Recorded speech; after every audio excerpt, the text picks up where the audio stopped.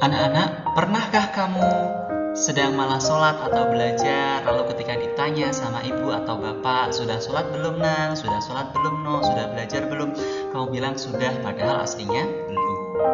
Atau pernahkah kamu sedang malas mengerjakan tugas, lalu ketika ditanya sama orang tua, sudah dikerjakan belum tugasnya, kamu bilang sudah. Atau nggak ada tugas kok bu, padahal aslinya belum, atau sebenarnya. Atau pernahkah kamu mengalami kesulitan mengerjakan soal ulangan di kelas, lalu karena kesulitan, kamu diam-diam melihat buku catatan atau bertanya kepada teman, padahal Pak Guru bilang, jangan mencontek atau jangan bekerja sama kepada teman.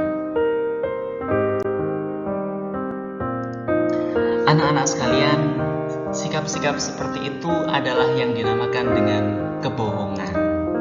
Kebohongan adalah ketika kamu bilang iya padahal tidak. Kebohongan adalah ketika kamu bilang sudah padahal belum, atau sebaliknya. Bohong itu ketika kamu mengatakan apa yang tidak sebenarnya. Bohong itu apabila kamu melakukan apa yang hatimu tidak suka. Sikap-sikap seperti itu adalah termasuk ciri-ciri atau tanda-tanda orang munafik. Siapa itu orang munafik?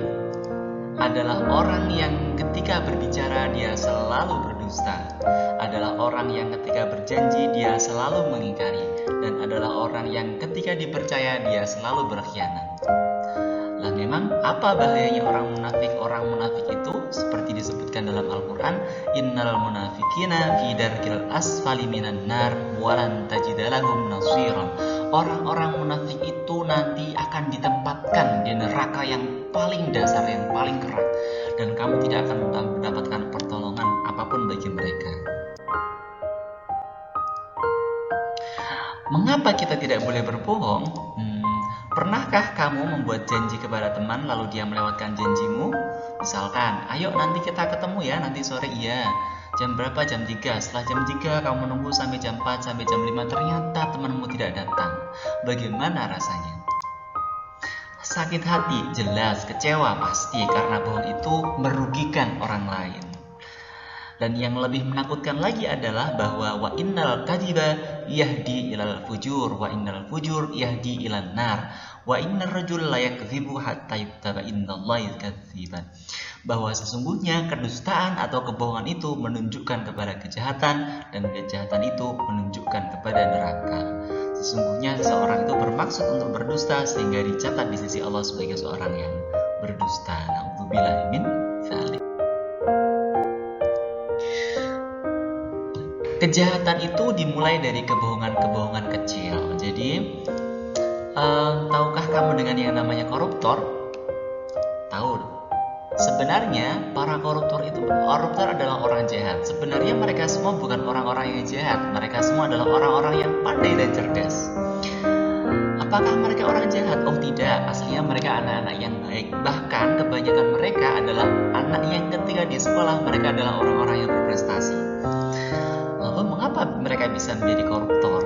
Karena sejak kecil mereka terbiasa melakukan kebohongan-kebohongan kecil, seperti memalsukan nilai ulangan, minta bocoran jawaban ke teman, tidak jujur dengan uang SPP, minta uang saku lebih ke orang tua, dan sebagainya. Terus misalkan di sekolah izin mau ke toilet, padahal mau keluar karena bosan dengan pelajarannya. Ayo, siapa yang itu? Terus ada lagi yang izin mau ke toilet, padahal dia lagi haus dan mau jajan ke kantin, dan sebagainya. Nah, anak-anak sekalian, sikap-sikap seperti itu harus kita jauhi.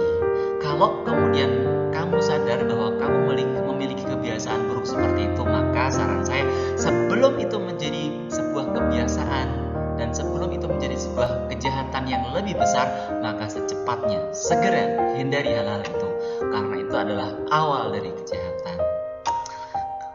Catatannya, kejahatan besar selalu berawal dari kebohongan-kebohongan kecil yang dibiasakan. Berikutnya, kebohongan kecil itu juga bisa melahirkan kebohongan-kebohongan yang lebih besar. Misalnya nih, kamu dikasih uang buat bayar SPP, tapi uangnya tidak dibayarkan, tapi buat kamu pakai untuk jajan. Nah, pas ditanya sama ibu, nah, uang SPP-nya sudah dibayarkan belum? Kamu bilang sudah, ternyata belum. Terus habis itu sekolah nelpon ke orang tuanya, katanya, Pak, ini anaknya kok belum bayar SPP. Orang tuanya kaget, lah katanya anak saya sudah. Terus kamu dipanggil, Nang sini. Gimana, katanya kamu bilang sudah bayar, ini malah saya ditelepon sekolah katanya belum bayar. Kamu bilang, oh kemarin buat bayar les bu. Nah, dengan seperti itu berarti kamu sudah berbohong 2 kali.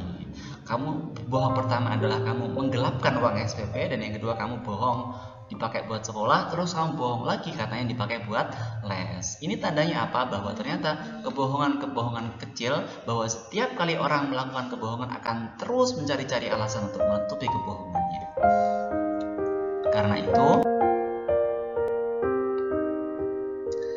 Karena itu maka kita harus belajar untuk berkata jujur.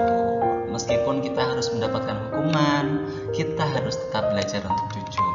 Misal, kamu terlambat ke sekolah, kalau kamu bilang kesiangan kamu akan dihukum. Tapi kalau kamu bohong kamu gak dihukum. Atau kamu pakai uang SPP buat jajan, kalau kamu jujur kamu akan dihukum. Kalau kamu bohong kamu gak dihukum. Maka dalam situasi seperti ini, jika kita memang orang Islam, maka kita harus bisa qulil haqqa walau kana murra. Berkatalah jujur meskipun itu pahit, meskipun kita harus menerima hukuman, meskipun kita harus dihukum. Kenapa? Karena jujur itu adalah tanda orang yang beriman. Apa itu jujur? Jujur itu berasal dari bahasa Arab as-sidqu, artinya itu benar atau lurus, yaitu tidak melenceng. Tidak melenceng itu artinya tidak berbohong dan tidak melakukan kecurangan. Artinya itu sesuai antara hati, perkataan, dan perilaku. Hati, perkataan, dan perilaku itu lurus, searah. Jadi tidak saling berseberangan. Jadi orang yang memiliki perilaku jujur hanya akan mengucapkan apa yang sesungguhnya. Jadi jika tidak sesungguhnya berarti itu bukan kejujuran dan dia sudah bersikap yang tidak jujur. Nah, jujur dalam materi kita itu dikenal dengan yang namanya syaja'ah. Kalau syaja'ah itu arti katanya adalah berani. Maksudnya apa? Yang pertama itu orang itu berani mengakui kesalahan. Kalau memang dia melakukan kesalahan, maka jangan segan untuk mengatakan kesalahannya itu. Karena mengatakan kesalahan itu butuh yang namanya keberanian, dan hanya orang-orang yang berani mengakui kesalahannya. Hanya orang-orang yang punya keberanian yang berani jujur mengakui kesalahannya. Terus yang kedua itu berani membuktikan kebenaran. Maksudnya misalkan seperti orang berdagang terus kemudian curang begitu. Nah, itu dia namanya tidak membuktikan kebenaran. Maka orang yang berani, walaupun dia harus menerima resiko kerugian, maka dia akan tetap mengatakan yang namanya kebenaran.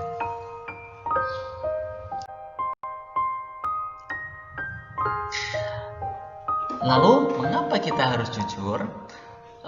Anak-anak sekalian, seumpama kamu punya teman, ada temen yang cantik atau ganteng, dia asik, tapi dia nggak jujur, dia itu sering bohongin kamu. Terus satu lagi kamu punya temen, dia tuh biasa-biasa aja, nggak pinter dan mungkin kadang ngebosenin, tapi dia jujur. Pertanyaannya, mana yang akan kamu pilih sebagai teman? Tentu kebanyakan akan memilih yang kalau awal-awal mungkin pilih yang pertama karena asik, karena cantik, karena ganteng, karena pinter. Tapi kalau tahu dia nggak jujur, lama-lama pasti orang akan milih yang kedua. Mengapa memilih yang kedua?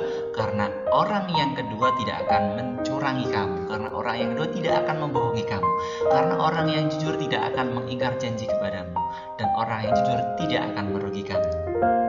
Berbeda dengan orang yang pertama, meskipun dia pintar, tapi kalau dia nggak jujur pasti dia akan bikin kamu rugi. Bahkan terkadang orang semakin pintar semakin pandai juga dia berbohong. Maka hati-hati berteman sama orang pintar. Ya kalau dia baik, kalau nggak baik sebaiknya jangan. Nah, contoh misal begini, sewaktu SD kamu tidak berani berbohong sama teman, sama orang tua, apalagi sama gurunya. Tapi semakin dewasa, orang semakin pandai dia melakukan.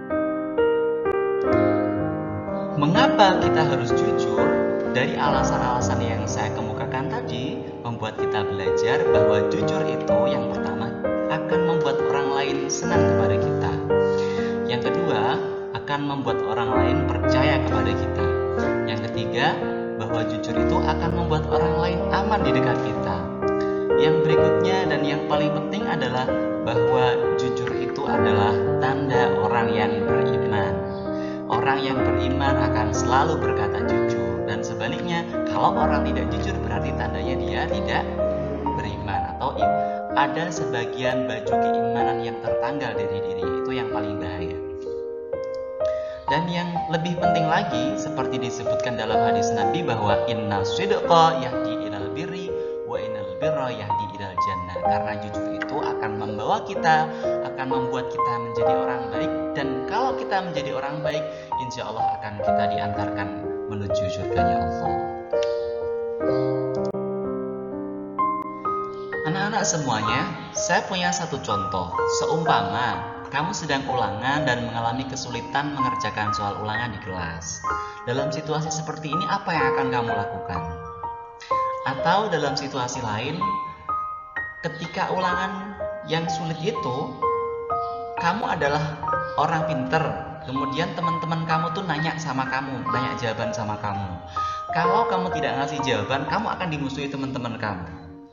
Terus kalau kamu ngasih jawaban, mungkin teman-teman kamu gak musuhi kamu. Apa yang akan kamu lakukan? Dan yang ketiga, semisal kamu punya HP baru seharga 2 juta. Kamu sudah ngumpulin uang lama, terus baru 1 tahun dan baru bisa dapat beli HP. Terus ternyata HP kamu jatuh dan rusak. Kalau HP kamu itu dijual, harganya akan turun banyak. Kalau kamu jujur. Tapi kalau kamu menyembunyikan kekurangan HP kamu, maka uang kamu akan selamat. Dalam situasi seperti ini, apa yang akan kamu lakukan? Anak-anak semuanya, dalam situasi seperti inilah maka saja harus kita munculkan, harus kita tampilkan. Apakah ketika kamu kesulitan ulangan, kamu akan mencontek sehingga kamu dapat nilai bagus? Tapi ketika kamu dapat nilai bagus, berarti kamu sudah membohongi gurumu dan kamu membohongi orang tuamu. Atau apakah ketika kamu adalah orang yang dimintai jawaban, kamu akan memberikan jawaban sehingga kamu akan dianggap setia kawan sama teman kamu. Tapi ketika kamu melakukan itu, kamu sedang membantu orang lain berbuat kecurangan. Atau kamu akan menahan jawaban dan membantu temanmu melakukan kejujuran. Atau pada situasi yang ketiga, apakah kamu akan tetap berbohong, menyembunyikan kerusakan HP kamu sehingga uang kamu selamat, atau kamu akan jujur meskipun kamu akan rugi banyak? Anak-anak sekalian, saya ceritakan yang namanya bahaya, saya jelaskan yang namanya bahaya melakukan kecurangan. Di Al-Quran disebutkan Bismillahirrahmanirrahim, wailul lil mutaffifin alladzina idza talu 'alan nasi yastawfun wa idza kaluhum aw wazanuhum yukhsirun. Celakalah bagi orang-orang yang berbuat curang. Ya seperti tadi, kalau punya HP-nya rusak, terus kemudian dia diam aja biar uangnya tidak rugi banyak. Siapa orang-orang yang berbuat curang? Yaitu orang-orang yang apabila menjual, apabila menakar dari orang lain, mereka meminta dicukupkan. Nek menjual kepada orang lain pengen ini berarti ini saya akeh. Nek orang lain yang menjual ke kita pengen itu dapat laba banyak. Tapi kalau kita sendiri yang menjual pada orang lain, pengennya itu kita yang untung banyak.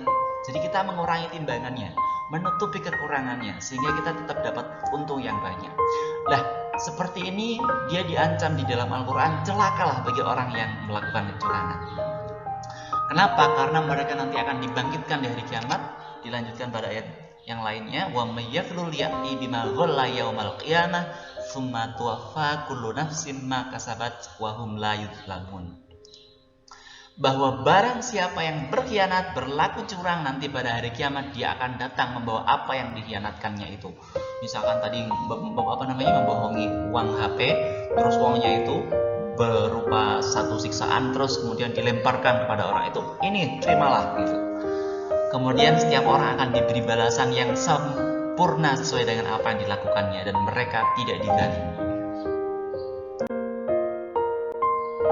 Karena itu anak-anak semuanya, mari kita belajar untuk selalu bersikap jujur, berani mengatakan apabila itu adalah kebenaran. Bagaimana caranya? Yaitu dengan mengatakan apa yang sebenarnya. Kalau kita memang belum sholat, ya bilang aja belum sholat. Kalau belum belajar, bilang aja belum belajar. Kalau kita terlambat karena kesiangan, ya bilang aja kesiangan. Terus kita tidak boleh berbohong kepada siapapun. Apa sih untungnya kalau kita berbohong? Coba kita tanyakan pada diri kita masing-masing. Terus Terus kemudian kita tidak boleh curang kepada siapapun. Emangnya berapa sih untungnya kita berbuat curang, mengurangi timbangan? Apa sih untungnya kita itu memalsukan uang SPP? Apa sih untungnya kita menutup-nutupi kekurangan HP yang kita jual?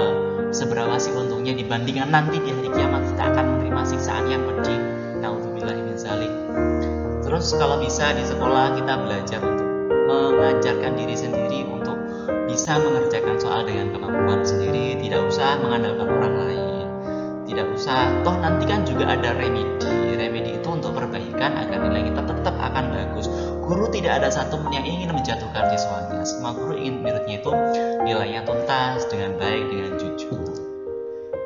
Terus apabila kita salah, ya akui saja kesalahannya. Kalau kita salah terus kita mencari-cari alasan untuk menutupi kesalahan, sama saja kita sudah berbuat dengan kebohongan yang lebih besar. Terus yang terakhir, kita juga harus belajar untuk menepati janji.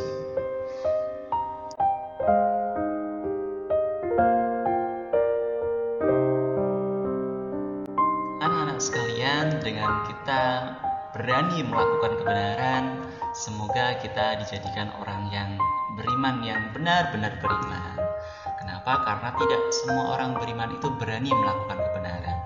Tapi orang yang benar-benar beriman, dia akan berani melakukan kebenaran dan mengatakan yang namanya kejujuran.